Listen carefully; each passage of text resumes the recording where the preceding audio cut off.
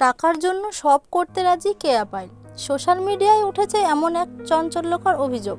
সাম্প্রতিক সময়ে অভিনেত্রী কেয়া পায়েলকে ঘিরে একের পর এক ভিডিও এবং ছবি ভাইরাল হচ্ছে। আর সেই সব কন্টেন্ট দেখে অনেকের প্রশ্ন তুলেছেন, তিনি কি সত্যিই টাকার জন্য যে কোনো কিছু করতে প্রস্তুত?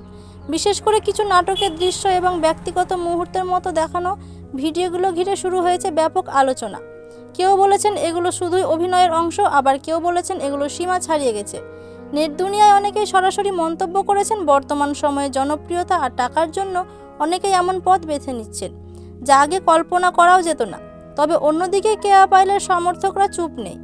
তাদের দাবি, একজন অভিনেত্রীর কাজই হলো ভিন্ন ভিন্ন চরিত্রে অভিনয় করা, আর সেই চরিত্র অনুযায়ী দৃশ্য থাকতেই পারে।